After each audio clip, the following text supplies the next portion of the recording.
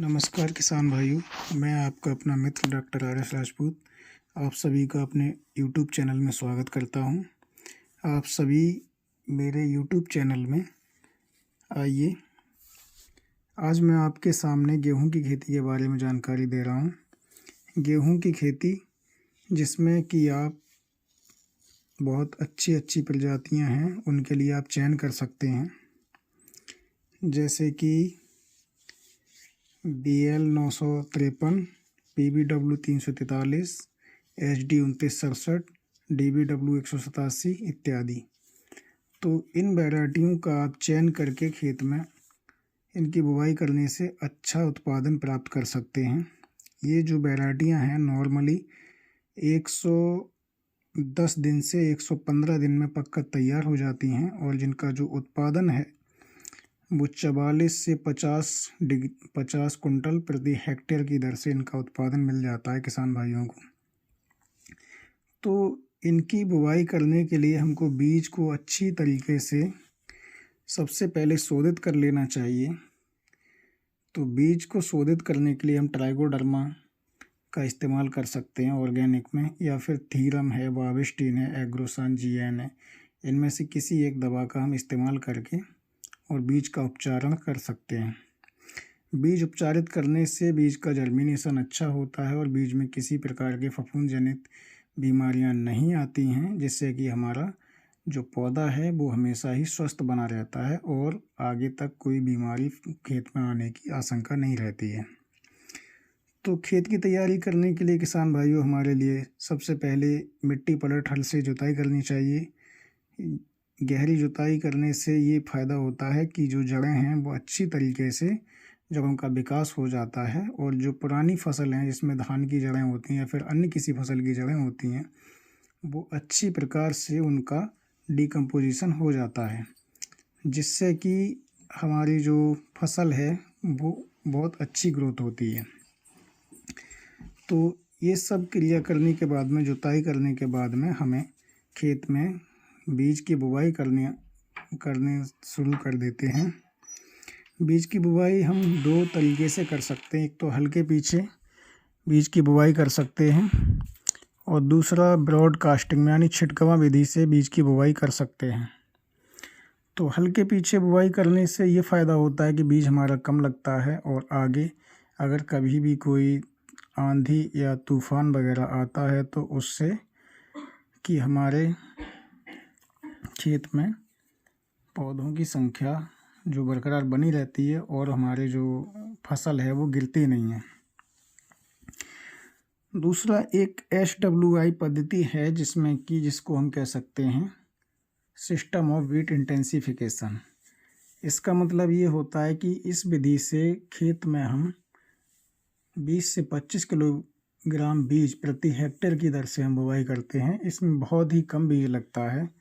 जैसे कि ये किसान कुछ इस तरह से बुवाई कर रहे हैं। इसमें पौधे से पौधे की दूरी 20 सेंटीमीटर और लाइन से लाइन की दूरी को 20 सेंटीमीटर रखा जाता है। इसमें बहुत कम बीज की आवश्यकता होती है। तो इस विधि से भी हम गेहूं की बुवाई कर सकते हैं। तो बुवाई करने के लिए कोई ऐसी ये नहीं है कि हम चाहें तो सीड ड्रिल से भी कर सकते हैं, या हल्के पीछे भी कर सकते हैं, या फिर SWI तरीके से भी कर सकते हैं, या हम इसको छिटकवा विधि से भी बो सकते हैं। तो आगे मैं आपको बता रहा हूँ कि गेहूं में किन किन खादों की आवश्यकता किस किस समय पर कितनी पड़ती है।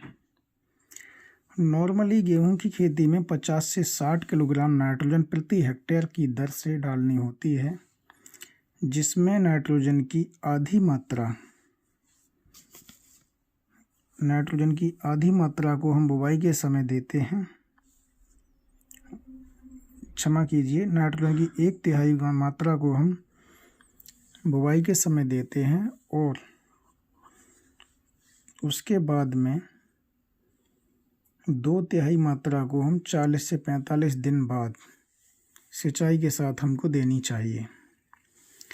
और फास्फोरस की संपूर्ण मात्रा को हम बुवाई के समय देते हैं। फास्फोरस को 50 से 60 किलोग्राम प्रति हेक्टेयर की दर से देते हैं खेत में, और पोटास को 30 से 40 किलोग्राम प्रति हेक्टेयर की दर से खेत में देते हैं, जो कि बुवाई के समय ही पर्याप्त रहती है ये। इसके बाद खेत में हमको जस्ते की कमी होने से भी कुछ फसल में बीमारी या फसल की बर्बाद रुक जाती है, तो हमको जस्ते की पूर्ति करने के लिए हमको जिंक की मात्रा देनी पड़ती है, जिसमें हम जिंक सल्फेट का इस्तेमाल कर सकते हैं। सिंचाइयाँ: गेहूँ में अच्छी पैदावार लेने के लिए 4 से 6 सिंचाइयों का आवश्यकता होती है। इसमें कम से कम 4 सिंचाइयाँ और अधिकतम 6 सिंचाइयाँ हम गेहूँ की फसल में कर सकते हैं, जिससे कि अच्छी पैदावार गेहूँ की मिलती है। पहली सिंचाई जो शिखर जड़ बनते समय करते हैं, जो कि 20 से 25 दिन के पश्चात होती है, तथा दूसरी सिंचाई कल्ले बनते समय करते हैं, जो कि 40 से 45 दिन के पश्चात होती है। तीसरी सिंचाई गांठें बनते समय करते हैं, जो कि 60 से 65 दिन के पश्चात होती है। चौथी सिंचाई जो कि पुष्पावस्था में करते हैं, जो कि 80 से 85 दिन के पश्चात होती है। और पांचवी सिंचाई दुग्धावस्था में बुवाई के 100 से 105 दिन बाद करते हैं। छठी सिंचाई आवश्यकता अनुसार होती है, दाना भरते समय की जाती है, अगर आवश्यकता है तो की जाती है, अन्यथा छठी सिंचाई की आवश्यकता नहीं पड़ती है। क्योंकि दाना बनते समय पे कभी कभी ऐसा होता है कि उस समय पे मौसम भी ख़राब हो जाता है, तो बरसात भी होने की शंका रहती है, और अगर उस समय पे तेज़ हवा चलती है तो हमको उस समय सिंचाई नहीं करनी चाहिए, जिससे कि हमारी जो फसल है वो गिरे नहीं। क्योंकि अगर फसल उस समय पे गिर जाती है तो अधिक नुकसान होता है। तो नॉर्मली जो दोमट या भारी मृदा होती है उनमें 4 सिंचाइयों की आवश्यकता पड़ती है। जो रेतीली ज़मीन होती है, जहाँ ज़्यादा बलुई मिट्टी होती है, वहाँ पर हमको 6 सिंचाई या 5 सिंचाई करनी पड़ती हैं। तो किसान भाइयों, गेहूं की फसल में खरपतवार नियंत्रण कैसे कर सकते हैं, इसके बारे में हम आपको बताते हैं। तो गेहूं की फसल में 20 से 50% तक उपज में कमी आती है, जो कि खरपतवारों की वजह से होती है। खरपतवार इसमें चौड़ी पत्ती वाले खरपतवार और संकरी पत्ती वाले दोनों प्रकार के खरपतवार गेहूं की फसल में अधिक उगते हैं, जिसमें चौड़ी पत्ती वाले खरपतवारों के लिए 2,4-D सोडियम साल्ट 500 ग्राम प्रति हेक्टेयर सक्रिय अवयव को 700 लीटर पानी में घोलकर 35 से 40 दिन के बाद छिड़काव करना चाहिए। संकरी पत्ती वाले खरपतवारों को आइसोप्रोट्यूरान 1 किलोग्राम प्रति हेक्टेयर की दर से या सल्फोसल्फ्यूरान 5 ग्राम प्रति हेक्टेयर की दर से सक्रिय तत्व को छिड़काव कर सकते हैं, जिसमें 2-3 दिन के अंदर हमारी फसल से खरपतवारों की संख्या जो है कम हो जाती है या खरपतवार नष्ट हो जाते हैं। तो इन रसायनों का इस्तेमाल करके हम फसल में खरपतवारों को रोक सकते हैं।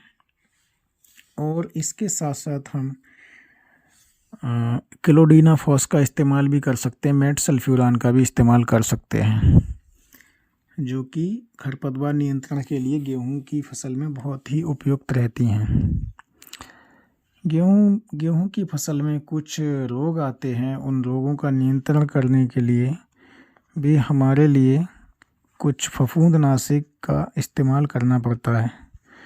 तो गेहूं में नॉर्मली गेहूं का जो रतुआ होता है वो बीमारी लगती है, और चूड़ेल, आस्ता या करनाल वंट जैसे रोगों की समस्या होती है। तो इनकी रोकथाम के लिए हमको प्रोपोकोनाजोल टिल्ट 25 EC की 500 ml मात्रा को 1 हेक्टेयर खेत में 800 से 1000 लीटर पानी में घोलकर छिड़काव करने से काफ़ी फ़ायदा मिलता है। अनावृत कंड की रोकथाम के लिए बीजों के शोधन को कार्बेंडाजिम या कार्बोक्सिन की सहायता से कम किया जा सकता है। तो इस प्रकार की ये कुछ बीमारियां आती हैं जिनको हम रोकथाम जिनकी हम कर सकते हैं इस तरह से। दीमक कुछ कीट हैं जैसे कि दीमक हैं और कुछ रोडेंट्स होते हैं जैसे कि चूहे, ये खड़ी फसल में काफ़ी नुकसान पहुंचाते हैं। दीमक का प्रकोप होने से हमारी फसल में बहुत नुकसान होता है। तो दीमक की रोकथाम करने के लिए हमको क्लोरोपाइरीफास का इस्तेमाल करना चाहिए। और क्लोरोपाइरीफास के लिए हम 2 से 3 लीटर प्रति हेक्टेयर की दर से सिंचाई के पानी के साथ मिलाकर प्रयोग करें तो दीमक को काफ़ी हद तक कम किया जा सकता है। चूहों की रोकथाम के लिए जिंक फास्फेट या बेरियम कार्बोनेट से बने चारे का प्रयोग कर सकते हैं। तो किसान भाइयों, गेहूं की फसल के लिए हम 110 से 115 दिन के पश्चात गेहूं की फसल की कटाई कर सकते हैं। और गेहूं की कटाई करने के बाद हम कुछ 4-5 दिन बाद गेहूं की फसल के लिए उसकी हम गहाई कर सकते हैं, मड़ाई कर सकते हैं, जिससे कि हमारा गेहूं पर्याप्त मात्रा में सूख जाता है और पक जाता है। तो उस परिस्थिति में हम गेहूं को उसकी गहाई करके और गेहूं के दाने को साफ करके निकाल सकते हैं, जो कि हमारा गेहूं का उत्पाद तैयार हो जाता है।